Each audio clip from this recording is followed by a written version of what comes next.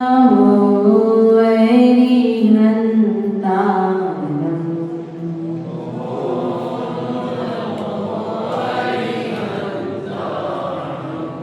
ॐ नमो सिद्धिसिद्धारम्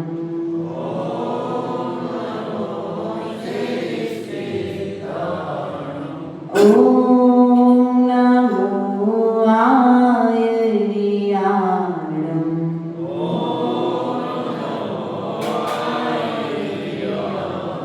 ॐ नमो वज्रायाणम्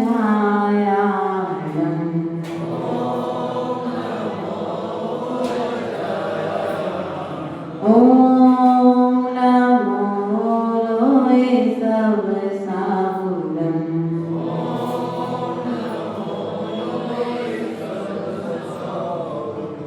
यस्य स्वयं स्वभाववाप्ति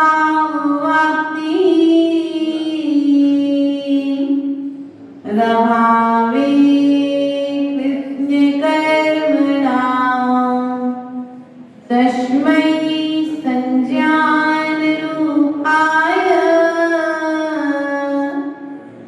नमोस्तु परमात्मने गुरुवः पान्तिरो नित्यं ज्ञानिदैशनायका चारित्राणवगम्भीर मोक्षमार्गोपदेशिका मेरे पवित्र मन में गुरुदेव आओ मैं शास्त्र वाचन करूं प्रतिभा जगाओ अरिहंत भासित सभी श्रुति देवताओं क्या बोलना अब मुझे तुम ही बताओ क्या बोलना अब मुझे तुम ही बताओ। बोले अनंतानंद सिद्ध परमेश्वरी भगवान की देवादिदेव मूलय आदिनाथ भगवान की देवादिदेव शासन नायक भगवान महावीर स्वामी की आचार्य भगवंत कुंद कुंद देव की आचार्य भगवंत पूज्यपाद स्वामी की आचार्य भगवंत विराग सागर जी महाराज की आचार्य भगवंत विशुद्ध सागर जी महाराज की मौन दीक्षा शिक्षा दाता संयम प्राण प्रदाता आचार्य गुरुवर 108 विभव सागर जी महाराज की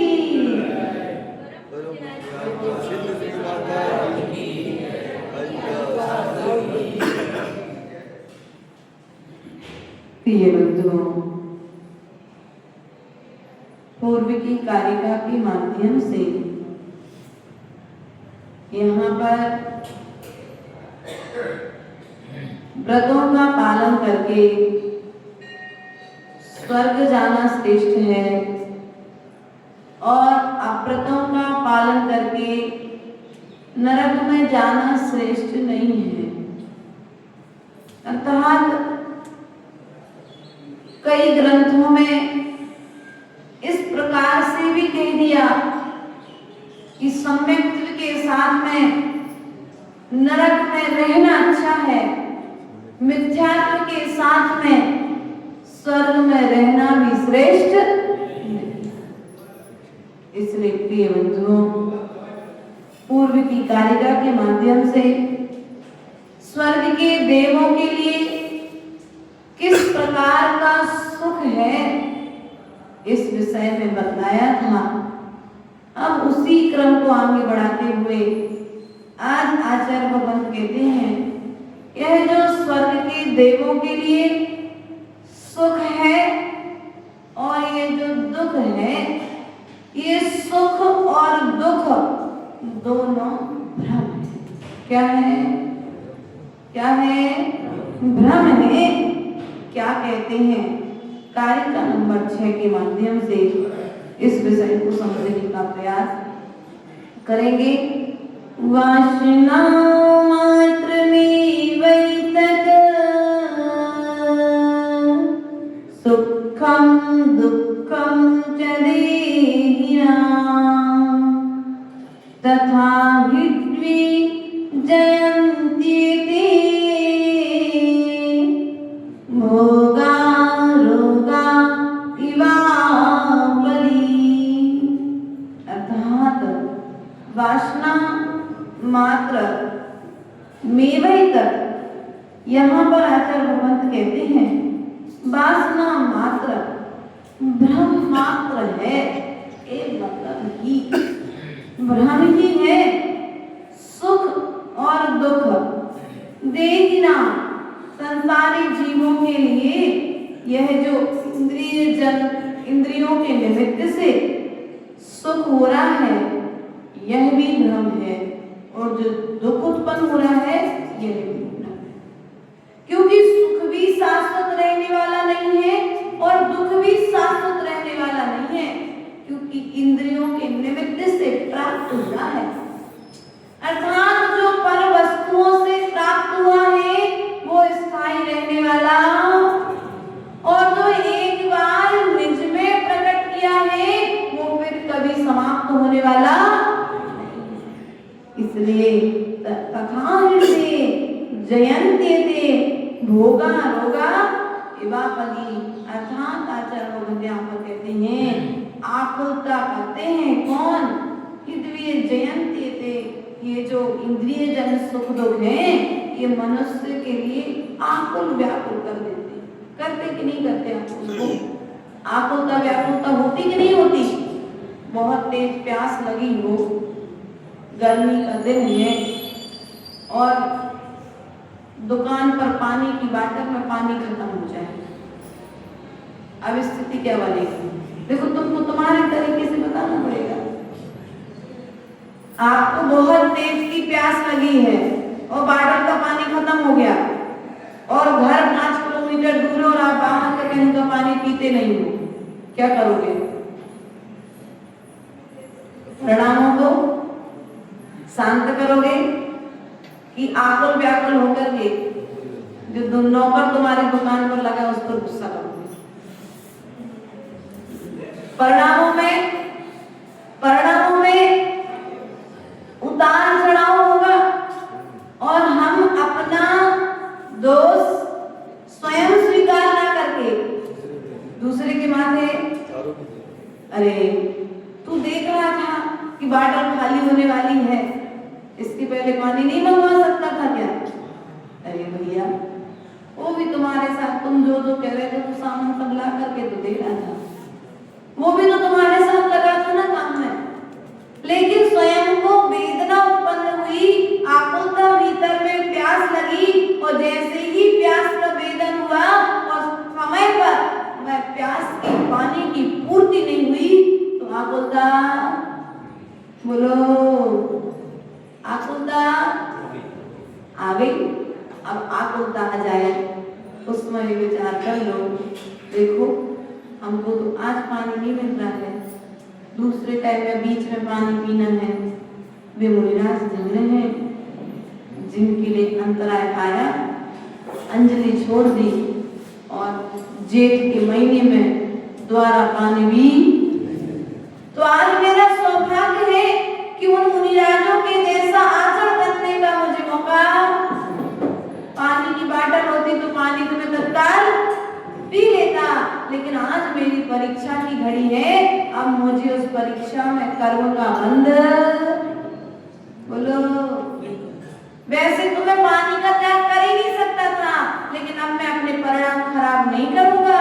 1 घंटे का पानी का 1 घंटे लगेगा घर से पानी यहाँ तो दुकान तक आने में, अब 1 घंटे का पानी पीने का त्याग कर दो कर्म बंध से। बोलो कर्म बंध से बचना है ना, तो क्या होगा? 1 घंटे का त्याग कर दो, अब ना नौकर पर गुस्सा आएगी, ना बेटे पर गुस्सा आएगी, ना और बच्चे जो भी तुम्हारे परिवार के रिश्तेदार जो तुम्हारे मित्र आदि होंगे उनसे किसी भी तरह की आलोचनात्मक व्यवस्था नहीं बनेगी। लेकिन करते क्या है हम, बोलो, यदि सुबह सुबह बढ़िया नींद आ रही हो, हम लोग के साथ मम्मी ऐसा करती थी, हमारी जब हम ग्रस्त में थे ना तो उठते नहीं थे टाइम से, तो 4 बजे उठाना है पंडित जी पढ़ाई कराने के लिए, तो मम्मी ने पंखा बंद कर दिया। क्या करेंगे, पंखा बंद। अब पंखा बंद कर दिया तो क्या होगा, गुस्सा आएगा, लेकिन मम्मी है तो गुस्सा तो कर नहीं सकते, तो चुपचाप से उठ करके किताब पढ़ने बैठ जाओ। और आप लोग क्या करोगे, बोलो, या तो उठ के स्वयं चालू कर लोगे या पर उठ करके गुस्सा करोगे। उस समय की जरूरत क्या है, उस समय पर अगर कार्य नहीं करोगे तो फिर भविष्य में जाकर के परिणाम अच्छा मिलने वाला। इसलिए परिणामों को आकुल व्याकुल करने से बचो। उस समय यदि मान के चलो 4 बजे तुम्हारा पंखा बंद हो गया और 5 बजे तुम्हारा पंखा बंद हो गया, ये लाइट गोल हो गई, कहीं भी बीपी फाल्ट हो गई गर्मी के दिनों में, अब क्या करोगे, गाली दी बिना रह पाओगे। क्यों देवी मैया, इन्वर्टर नहीं है घर पर, इन्वर्टर भी उतर गया, अब क्या होगी स्थिति, बेचारा लाइट वाला स्वयं सुधारने में लगा है, लेकिन तुमको गर्मी लग रही है तो बैठे बैठे 2 अपशब्द तो फ्री में सुनने को नहीं है, लेकिन फिर भी कमरे में बैठे बैठे तो 2-4 शब्द तो अपन अपशब्द सुनने वाले ने सुना नहीं है, लेकिन भीतर में जो आकुलता पैदा हुई है ना, लाइट नहीं है, पंखा नहीं चल रहा है, गर्मी लग रही है, अब आकुलता व्याकुलता जो भीतर में उत्पन्न हुई है ना, ये व्याकुलता ही तुम्हें कर्म बंध का कारण है। इसलिए उस समय इतना चिंतन कर लो, पंखा बंद हो गया, अरे हमारे मुनिराज माता जी लोग तो जीवन पर्यंत पंखे का प्रयोग नहीं करते हैं, कैसे रहते होंगे ऐसी गर्मी में। आज मुझे पंखे के बिना सोने का सौभाग्य मिला। समझ लो उस दिन तुम समझ लो कि मैं यदि मुनि होता तो शायद मैं भी इस तरह से अपना जीवन व्यतीत, लेकिन हम इतना उत्कृष्ट, बोलो, सोच पाते क्या, कभी इतना उत्कृष्ट सोच पाते क्या, नहीं सोच पाते। हमारी स्थिति हमेशा से नकारात्मक रूप में गई है, नकारात्मक दिशा में गई है, इसलिए क्या हुआ, हमेशा हम उल्टा ही सोच करके गलत और कार्य, एक कर्म की निर्जरा के समय अन्य कर्मों का बंध करते कि नहीं करते, बल्कि ये भ्रम है, क्योंकि ना तो पंखे में सुख देने की क्षमता है, ना कूलर में सुख देने की क्षमता है, तुमने इनमें सुख दुख मान करके रखा है। ठंडी के दिनों में यही पंखा दुख देता है और गर्मी के दिनों में यही पंखा सुख देता है।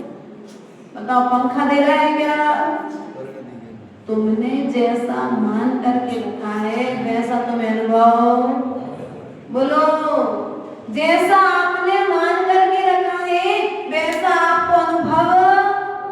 तो इस अनुभव की, गलत अनुभव की परंपरा का हम त्याग कब करेंगे, और जब तक इस अनुभव का त्याग नहीं करेंगे तब तक पाप का त्याग नहीं होगा, और जब तक पाप का त्याग नहीं होगा तब तक कर्म बंध का त्याग नहीं। हम आध्यात्मिक ग्रंथ पढ़ने के लिए यहाँ पर बैठे हैं। आचार्य भगवान कहते हैं, कुत्ता देखा आप लोगों ने, स्वान, कुतरो, क्या कुतरा, कुतरो कुतरा जो भी बोलते हो लोग, देखा, वो जो कुत्ता होता है ना स्वान, वो हड्डी चबाता है, और हड्डी चबाते चबाते इतना चबाता है हड्डी को, इतना चबाता है हड्डी को कि उसके जबड़े से खून आने लगता है। वह स्वान ऐसा विचार करता है कितना अच्छा स्वाद आ रहा है, लेकिन स्वाद हड्डी का आ रहा है कि स्वयं के, बोलो, आनंद वस्तु का आ रहा है कि कर्म बंध का। आप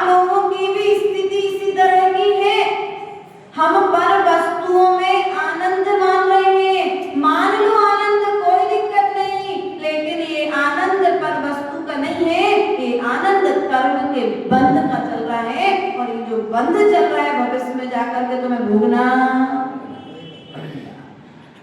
इसलिए प्रिय बंधुओं, आनंद लो, आत्मा का आनंद लो। ना आत्मा को पंखे की हवा की जरूरत है, ना आत्मा को कूलर की हवा की जरूरत है।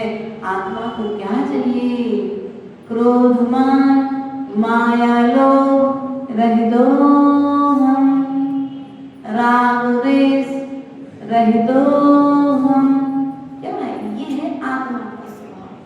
लेकिन करने की जरूरत, इन ध्यान सूत्रों का चिंतन करने का समय। बोलो, हमारी कहानी तो उनसे, उन पंडित जी के जैसी हो गई कि मंदिर में तो कह दिया भैया भट्टा खाना गलत बात है, घर पर गए सो पंडित जी ने, पंडितानी ने फेंक दिए। पंडित जी ने प्रवचन किए तो हजारों लोगों ने भट्टे का त्याग कर दिया। तो पंडितानी भी थी, पूजा कर रही थी, उसने सोचा पंडित जी ने सबका भट्टे का त्याग कराया है तो पंडित जी ने भी कर दिया होगा। लेकिन उसने घर पे बनाए नहीं, और बनाए नहीं तो क्या हुआ? अब घर पर जैसे पंडित जी पहुंचे तो उन्होंने देखा दरवाजे के बाहर बने बनाए भट्टे डले हैं। क्या बात है? उन्होंने पूछा पंडितानी से कि पंडितानी क्या बात है? बोले आज आपने प्रवचन करे थे तो हमने सोचा आपने भी त्याग कर दिया होगा तो हमने फेंक दिए। बोले अरे वो तो हम उन लोगों को बताने के लिए कह रहे थे, हम स्वयं थोड़ी ना कर रहे थे। ऐसी स्थिति घर घर में पंडित और पंडितानी है, और हमारी स्थिति भी ऐसे ही। हम दूसरों के लिए बता करके धर्म कराना चाहते हैं, लेकिन स्वयं धर्म से भीतर से सुन रहे हैं। इसलिए ऐसा धर्म भी कोई काम का। धर्म करना है तो स्वयं के कल्याण के लिए करना है, पर के कल्याण के लिए कोई कार्य निमित्त से हो जाए वो बात अलग है, लेकिन किसी के निमित्त से हमें कोई कार्य करना, इसी का नाम धर्म है। करना अपनी आत्मा के लिए करो। किसके लिए करो? करा कोई कार्य आज तक? ऐसा कोई कार्य करा किया आप लोगों ने जिससे आत्मा का कल्याण हो? है? पूजा करी तो दुकान अच्छी चले। क्यों माता? पूजा करी तो अच्छी लाड़ी मिले। आजकल लाड़ी की समस्या है, लाड़ी मिल जाए। इनकी पूरी भक्ति इसीलिए चल रही है। लाड़ी मिल जाए तो आगे लाठी उठाए सो मजा आ जाए। आजकल यही हो रहा है कि नहीं हो रहा है? पहले कुछ समय गया कि तुम थी सही बहू, तो आज की बहुएं मिल रही तो कैसी मिल रही भैया? मम्मी आप अपना देख लेना, मैं अपना देख लूंगी, मुझे टाइम। ये बंधुओं, जिन पर वस्तुओं के लिए तुम सब कुछ कर रहे हो, धर्म कर रहे हो, पर वस्तुओं की चाह के लिए, वो पर वस्तुएं तुम्हें भविष्य में जाकर के पुण्य के उदय से मिल तो जाएंगी, लेकिन जैसे वह श्वान हड्डी को चबा रहा है तो भविष्य में उसे ही दुख उठाना पड़ रहा है, उसी तरह से तुम्हें भी दुख। धर्म करते हुए भी हमारे जीवन में दुख क्यों? क्योंकि धर्म का फल हमने धर्म करते हुए याचना कर ली है। क्या कर ली भैया? याचना कर ली भगवान से। भगवान दुकान अच्छी चले, मकान अच्छा बन जाए, अच्छी बहू बेटे आ जाए, बस हम इससे ज्यादा कुछ। अच्छा सोने के लिए डबल बेड का पलंग हो, डल्लक का गद्दा हो, ओढ़ने के लिए बड़ी अच्छी सॉफ्ट वाली रजाई हो, गर्मी के दिनों में अच्छी एसी की हवा हो, और ठंड के दिनों में खाने के लिए बढ़िया गुड़ के लड्डू। बस इससे ज्यादा कुछ मांगते हो भगवान से? इससे ज्यादा कुछ नहीं चाहिए। तुमने क्या मांगा? जो स्वयं भगवान ये सब चीजें छोड़ चुके हैं, तुम भगवान से वही वस्तु मांग रहे हो। ध्यान रखना, पुण्य के फल से तुम्हें ये सब वस्तुएं मिल तो जाएंगी, लेकिन जो तुमने पुण्य किया है अगले जन्म में अपने साथ में कुछ लेकर के जाओगे। क्योंकि तुमने डिब्बा बनाया, भूख लगी थी, सुबह जाने के पहले डिब्बा खोला और वहीं के वहीं तो यहाँ तैयार तो कर रहे हो आप लोग डिब्बा, लेकिन कर क्या रहे हो, यहीं के डिब्बे का भोजन। अब यात्रा पे जाओगे तो खाली डिब्बा, पड़ोसी खाएगा तो तुम देखते रहोगे, फिर अगर नहीं पूछा तो।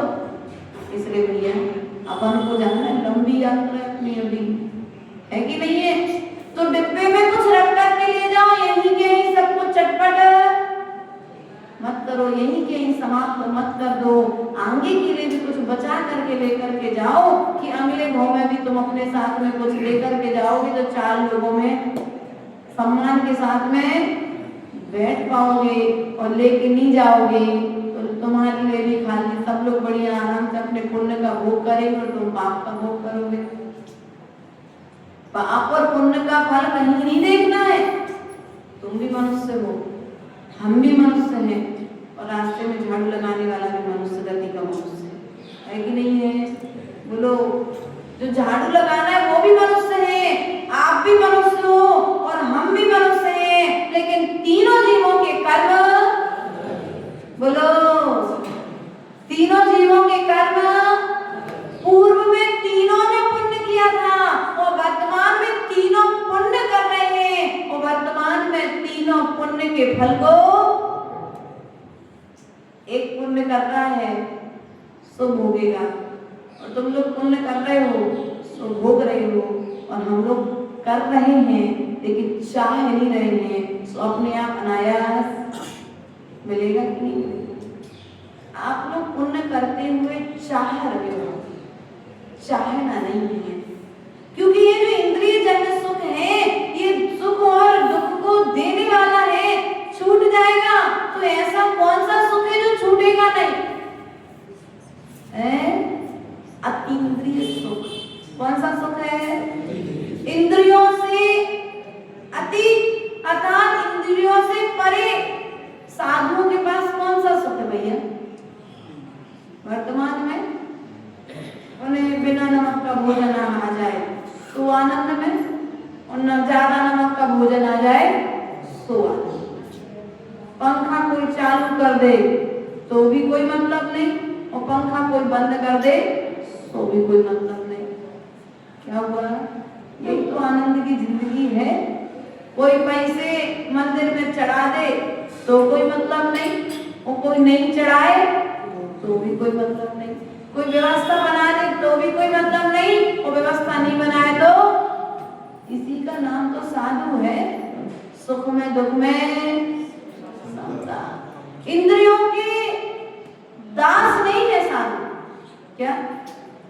अरे इंद्रियों की कहानी आती है ग्रंथों में कि ये इंद्रियां किस प्रकार से उपद्रव करती हैं। आपके साथ में बाजार से आए थे, गर्मी लग रही थी, बढ़िया ठंडे पानी से स्नान करते हैं। अब ठंडे पानी से स्नान किया तो अब पूछने के लिए सॉफ्ट सॉफ्ट स्पर्शन इंद्री का विषय, तो लिए अच्छा सॉफ्ट चाहिए। उसके पश्चात में पहुंचने के पश्चात में बढ़िया सॉफ्ट है, आपने सूती कपड़े पहन करके बढ़िया बैठ गए। अब जब नहा लिया है तो कुछ रसना इंद्री ने कहा भैया चलो फ्रेश हो गए तो कुछ खाने के लिए तो चाहिए, तो बढ़िया अच्छा नाश्ता आ गया। अब नाश्ता आ गया तो नाश्ते के साथ साथ में सुगंध नहीं आ रही है, तो सुगंधी के लिए थोड़ा सा सेंट कमरे में।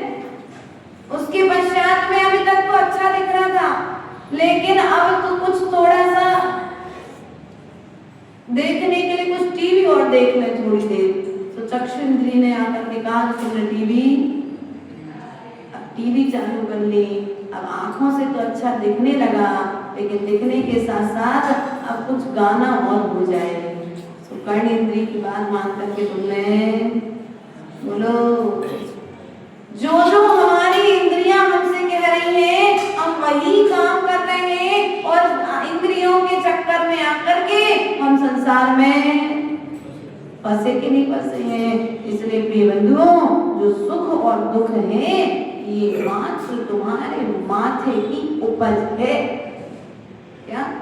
इंद्रियों के निमित्त से तुम्हारे लिए जो दुख और सुख मिल रहा है ये मात्र भ्रम मात्र है। ना तो तुम्हें सुख मिल रहा है और ना तुम्हें, तुम जैसा विचार कर लो तुम्हें वैसा कर्म का बंध।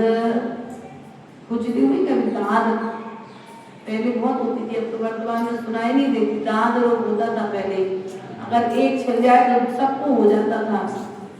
उसको दिन भर क्या करते रहते थे, उजाल चलती थी।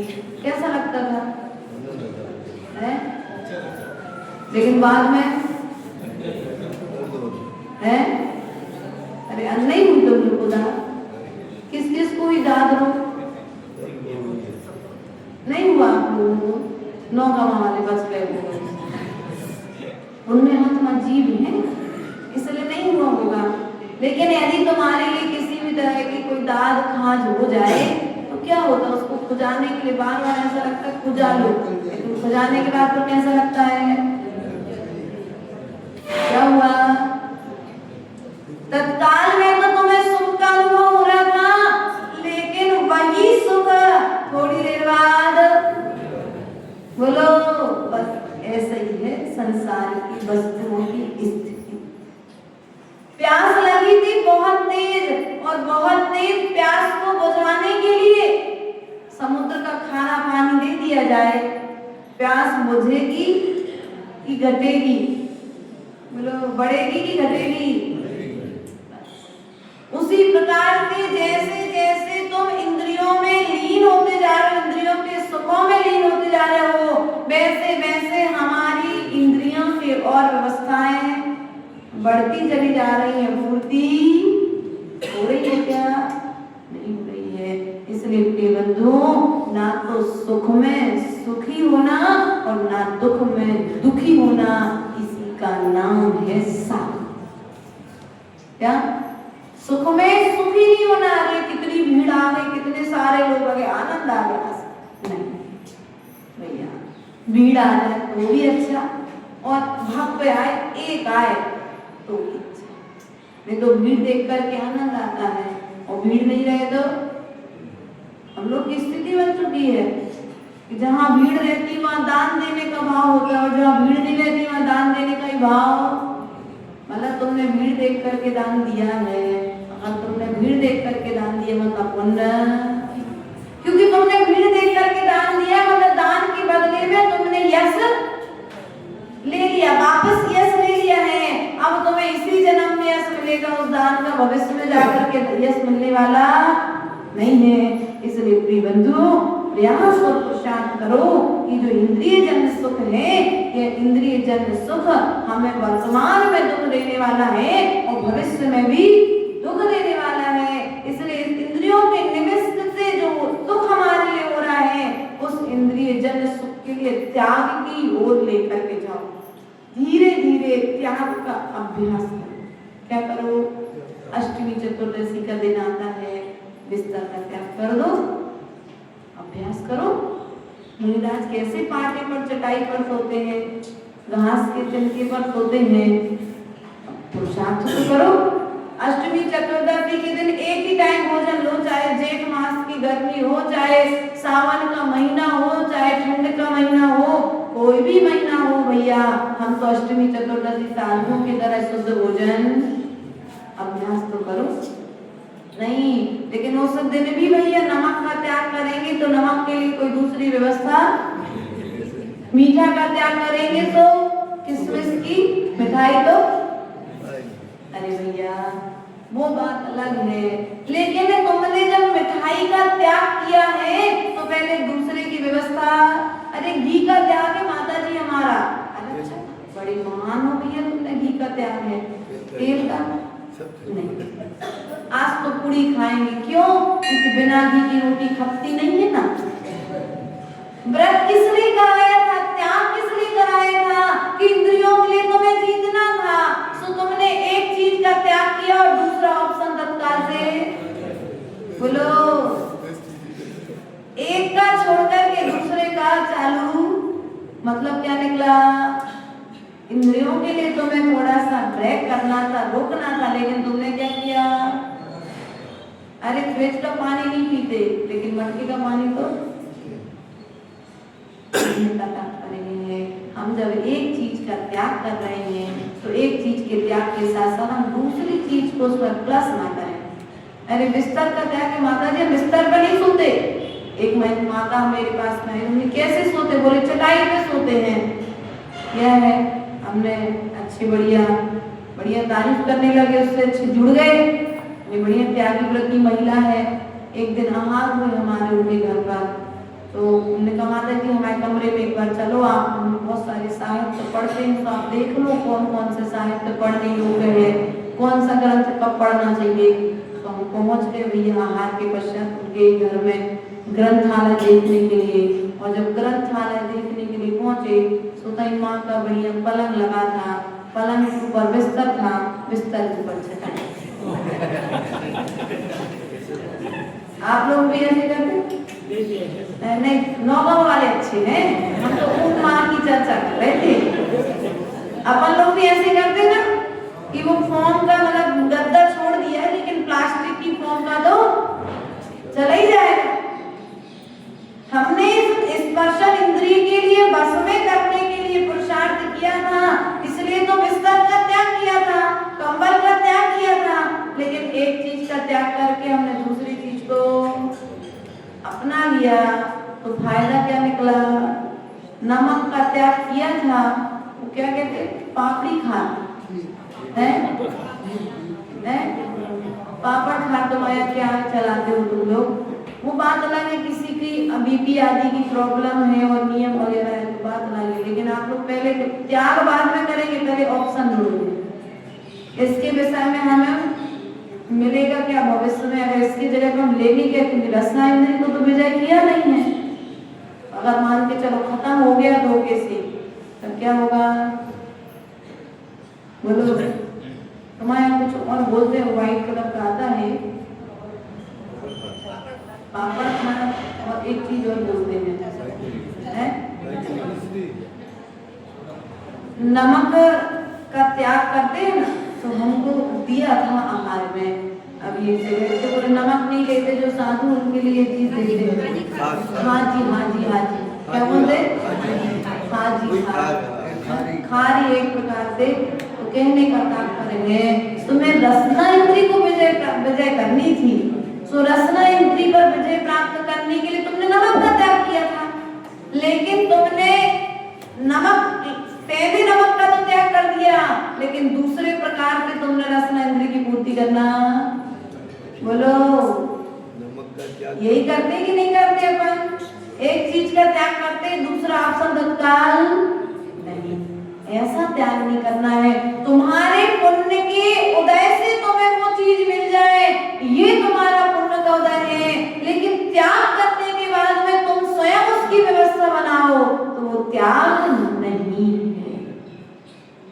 या फिर त्याग के विषय त्याग कर दिया, उसके पश्चात में घर में तुम्हारी बहू तुम्हारे अनुकूल भोजन नहीं बनाए तो बहू पर चिड़चिड़ करना, फिर ये भी त्याग। अरे तुमको पता था आज हमारी चतुर्दशी है, आज हमारा हरि का त्याग है, तो तुम लचका नहीं बना सकती थी, कड़ी नहीं बना सकते थे, आदि आदि तरीके से विवाद।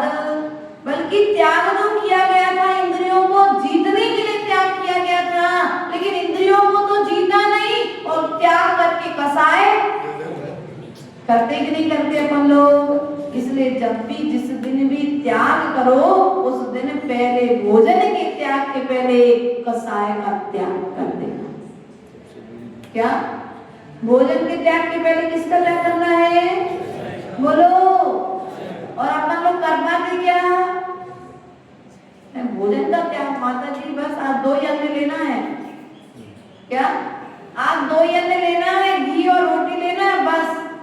घी रोटी के साथ में घी और रोटी तो चली जाएगी, लेकिन साथ में कसाय कितनी जाएगी इसका कोई परिमाण नहीं है।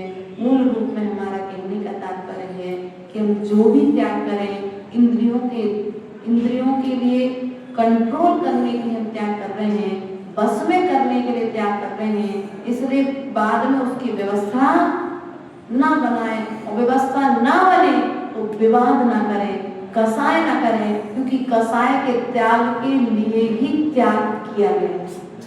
इसलिए पहले कसाय का त्याग करो। मंदिर में आकर के कोई आए तो पहले भैया क्रोध का त्याग करो कि आज के दिन हम क्रोध नहीं करेंगे, वरना आज नई पीढ़ी जब आती है ना हमारे पास और अपन कहते हैं बेटा ये नियम ले दो, बोले माता जी हम कोई नियम नहीं ले सकते। तब क्यों?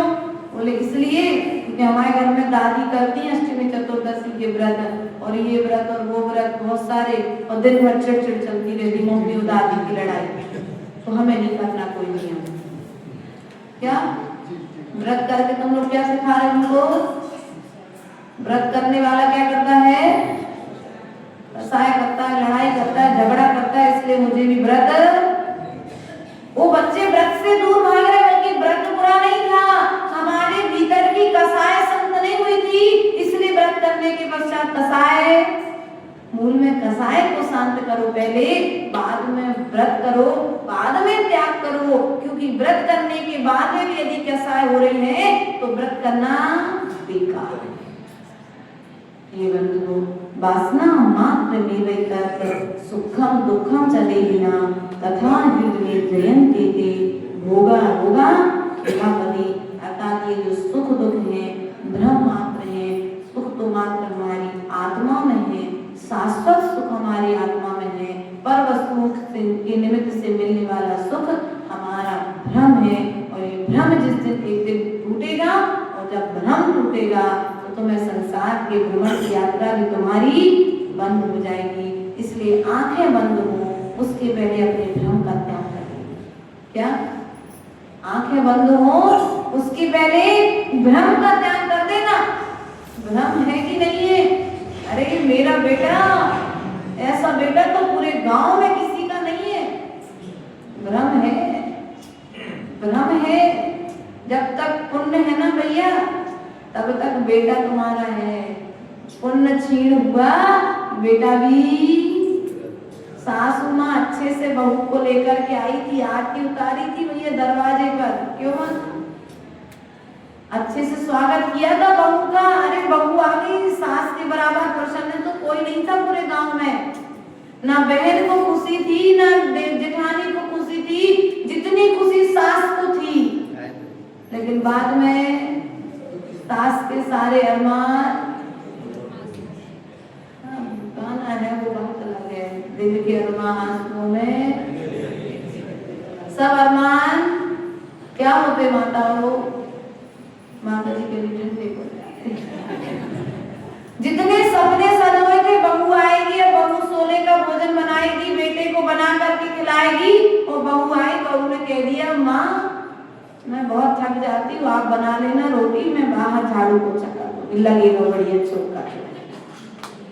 जिंदगी भ्रम था, वो भ्रम जब बहू घर में आती तो भ्रम भी टूट जाता है। बहू आएगी तो पैर दबाएगी, लेकिन आज कैसी बहू आ गई? अब तुम लोग देखो, हमें तो पता नहीं है, लेकिन तुम लोग को पता, हंस क्यों रहे हो? किसी के गड़बड़ आई क्या?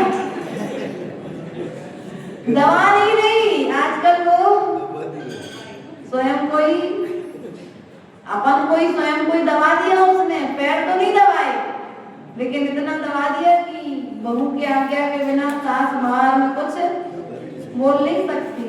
और बोल दिया धोखे से बहू को यदि मालूम पड़ गया तो घर में क्या होता है फिर? तांडव नृत्य। इसलिए ध्यान रखना है कि हमारा जो अनादिकालीन जो भ्रम है उस भ्रम को हमें छोड़ना पड़ेगा, जीते जी छोड़ना पड़ेगा। यदि जीते जी भ्रम को नहीं तोड़ेंगे तो अंत में जाकर के यही भ्रम हमारे लिए भ्रमण का कारण बनेगा, और यही भ्रम हमें दुख का कारण बनेगा। अर्थात भ्रम का त्याग करना, अर्थात दुख का त्याग करना है। इसलिए दुख से बचना चाहते हो, शाश्वत सुख को प्राप्त करना चाहते हो, तो पर वस्तुओं से जो हमने मोह लगा करके रखा है, भ्रम बना करके रखा है कि हमें ये वस्तु सुख देगी, ये व्यक्ति सुख देगा, ये कोई भी हमें सुख देने वाले नहीं है। इस मान्यता को जीते जी त्याग करना तो निश्चित ही शाश्वत सुख की प्राप्ति होगी। बोले भगवान महावीर स्वामी।